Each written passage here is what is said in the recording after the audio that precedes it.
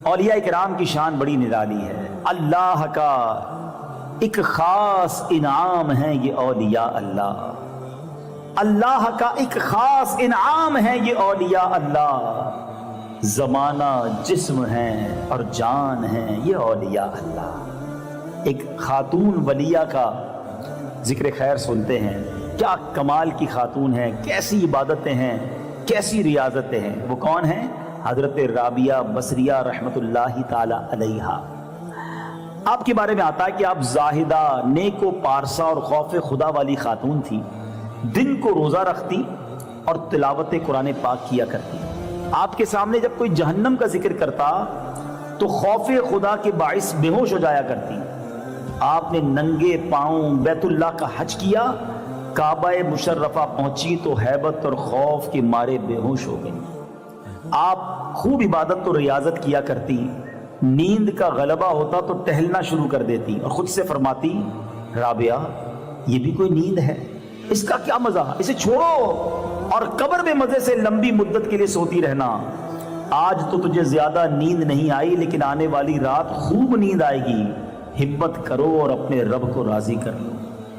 آپ نے 50 سال اسی طرح گزار دیے، نہ تو کبھی بستر پر لیٹی اور نہ کبھی تکیہ سر پر رکھا، اور اسی حال میں آپ کا انتقال ہو گیا۔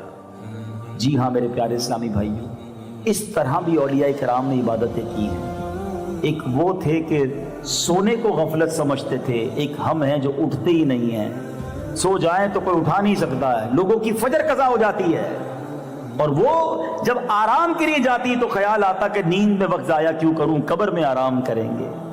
وہ کہتے ہیں نا شاعر، جاگنا ہے جاگ لے افلاک کے سائے تلے، یعنی جاگنا ہے نا تو آسمان کے سائے تلے جاگ لو، یہاں عبادت کر لو، یہاں غفلت کی نیند سے اٹھ جاؤ۔ جاگنا ہے جاگ لے افلاک کے سائے تلے، حشر تک سوتا رہے گا خاک کے سائے تلے۔ ادھر جاگنا ہے، ادھر گناہوں سے بچنا ہے، ادھر عبادت کرنی ہے تاکہ قبر میں آرام مل جائے۔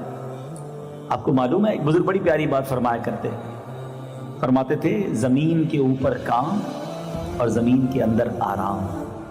ایسی زندگی گزارو، اتنا کام کر لو اچھا زمین کے اوپر کہ زمین کے اندر آرام ہو جائے۔ زمین پر ایسے کام مت کرنا کہ زمین کے اندر مار پڑے۔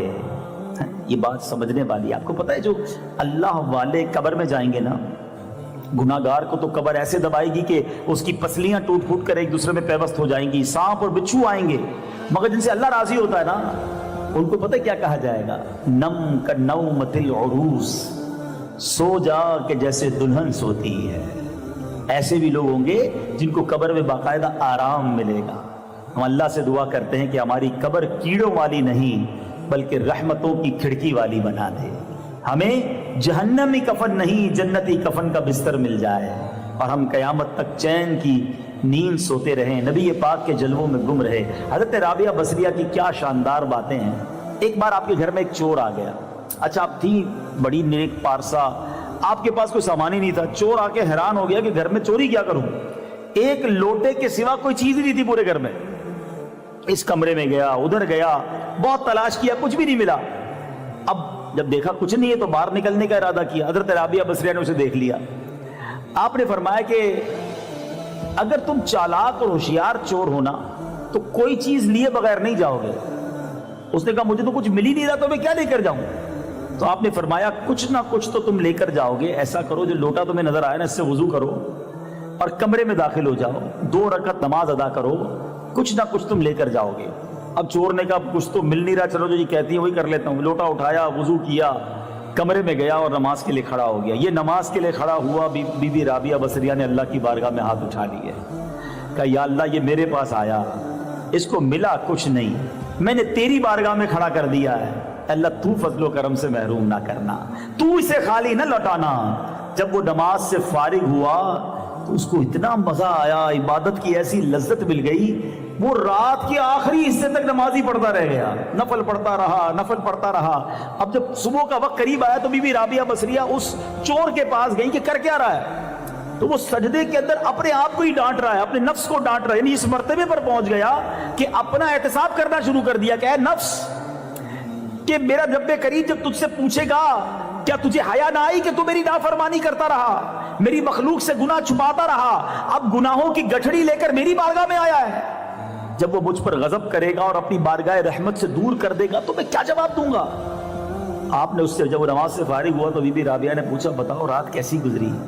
تو کہتا ہے خیریت سے گزری، عاجزی اور انکساری کے ساتھ میں اپنے رب کریم کی بارگاہ میں کھڑا رہا، اس نے میرے ٹیڑھے پن کو درست کر دیا، میرا عذر قبول فرما لیا، میرے گناہوں کو بخش دیا اور مجھے میرے مطلوب و مقصود تک پہنچا دیا۔ پھر وہ شخص چہرے پہ حیران و پریشانی کے آثار لیے چلا گیا۔ اب سنو پیارے اسلامی بھائیوں، اب جو اگلا پیراگراف ہے نا، اللہ اکبر، یہ بڑوں کی بڑی باتیں ہیں۔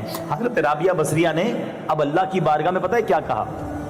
پھر آپ اٹھائے کہ یا اللہ یہ شخص تیری بارگاہ میں ایک گھڑی کھڑا ہوا، تو نے اسے قبول کر لیا، میں تو کب سے تیری بارگاہ میں کھڑی ہوں، کیا تو نے مجھے بھی قبول کیا یا نہیں؟ یا اللہ میں بھی تو تیری بندی ہوں۔ یعنی یہ نہیں کہ اپنا کمال سمجھا، آپ کہہ رہی مولا اس کو تو نے قبول کر لیا، میں تو بہت عرصے سے تیری عبادت کر رہی ہوں، مولا مجھے بھی تو قبول فرما لے۔ اب غیب سے آواز آئی، اے رابعہ ہم نے اسے تیری وجہ سے ہی قبول کیا ہے، تیری وجہ سے ہی اپنا قرب عطا فرمایا ہے۔ ہائے ہائے ہائے، یہ ہوتے ہیں اولیاء کرام، چور آئے نا اس کو ولی بنا دیتے ہیں۔ نگاہ ولی میں وہ تاثیر دیکھی، نگاہ ولی میں وہ تاثیر دیکھی، بدلتی ہزاروں کی تقدیر دیکھی۔ آتے ہو نا مزار پر ضرور آیا کریں اور ان کی نگاہ ولایت کی تمنا بھی کیا کریں، اور پھر ہمارے اندر تبدیلی بھی آنی چاہیے نا۔ مزارات پہ برسوں سے آ رہے ہیں مگر نمازی نہ بن سکے، مزارات پہ برسوں سے آ رہے ہیں مگر جھوٹ نہیں چھوٹا، بچپن سے مزارات پر حاضری دے رہے ہیں مگر حرام روزی جاری ہے، مزارات اولیاء پر بھی آ رہے ہیں، اور ماد اللہ اگر کسی کی نشے کی عادت بھی نہیں جا رہی تو اس کا مطلب کیا ہوا؟ اس کا مطلب تو یہ ہوا کہ میرے دل کی دنیا ہی ٹھیک نہیں ہے نا۔ اپنے بارے میں غور کریں نا، دیکھیں اس پہ ماد اللہ کو یہ نہ سمجھے کہ جناب معاذ اللہ کسی بازار پہ گیا مجھے فیض نہیں مل رہا، یہ میرا قصور ہے۔ بارش برستی ہے نا، دیکھیں بارش برستی ہے، پہاڑوں پر بھی برستی ہے اور کھیتوں پر بھی برستی ہے۔ جو بالکل پتھریلا پہاڑ ہو اس پہ بارش برسے کوئی اثر نہیں ہوتا، مگر نرم زمین ہو، زرخیز زمین ہو، بارش برسے تو سبزہ اگ جاتا ہے۔ تو بارش کا قصور تو نہیں تھا، زمین اچھی تھی تو سبزہ آ گیا۔ اب میں اپنے دل کی زمین کے بارے میں سوچوں کہ جب مزار اولیاء پر جاتا ہوں، کسی ولی کے مزار پر جاتا ہوں، رحمت کی بارش تو برستی ہے مگر دل زرخیز زمین ہے یا پتھریلی چٹان ہے، پانی بہہ جاتا ہے، اثر مجھ پر کچھ نہیں ہوتا۔